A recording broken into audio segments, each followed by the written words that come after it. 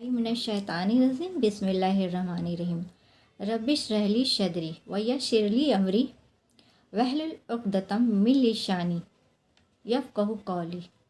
कुछ चंद हदीस की बातों में से एक हदीस की बातें। औज़ुबिल्लाहि मिनश्शैतानिर्रजीम बिस्मिल्लाहिर्रहमानिर्रहीम।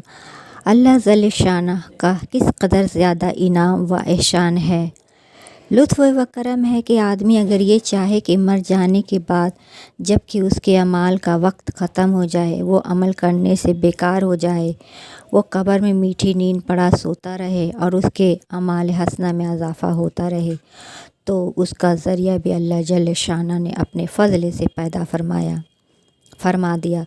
हुज़ूर अक़दस सल्लल्लाहु अलैहि वसल्लम ने उनमें से 3 चीज़ें इस हदीस पाक में ज़िक्र फरमाई हैं। एक सदका जारिया, यानी कोई ऐसी चीज़ सदका कर गया जिसका नफ़ा बाकी रहने वाला हो।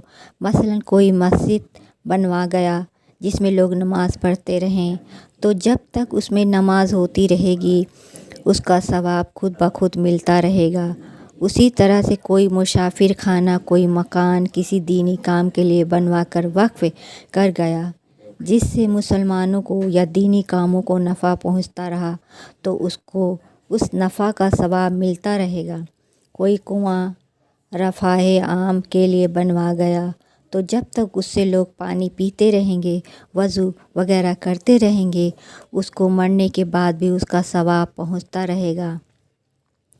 एक और हदीस में हुज़ूर अक़दस सल्लल्लाहु अलैहि वसल्लम का इरशाद विर्द हुआ है कि आदमी के मरने के बाद जिन चीज़ों का सवाब उसको मिलता है, एक तो वो इल्म है जो किसी को सिखाया हुआ और अशाअत की हो, वो साले औलाद है जिसको छोड़ गया हो, वो कुरान शरीफ है जो मिरास में छोड़ गया हो, अब वो मस्जिद है और मुसाफिर खाना है जिनको बना गया हो, और वो नहर है जो जारी कर गया हो, और वो सदका है जिसको अपनी ज़िंदगी या सेहत में इस तरह दे गया हो कि मरने के बाद उसका सवाब मिलता रहे।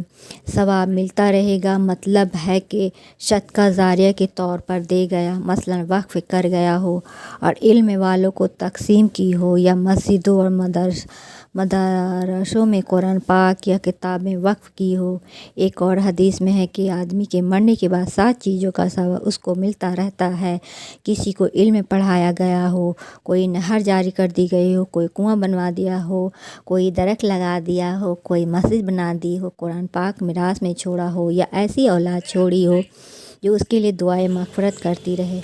और उन सब चीज़ों में ये भी ज़रूरी नहीं कि सारी तनहा खुद ही की हो, बल्कि अगर किसी चीज़ें में थोड़ी बहुत शिरकत भी अपनी हो गई तो बाक़दर अपने हिस्सा के उसके सवाब में से हिस्सा मिलता रहेगा।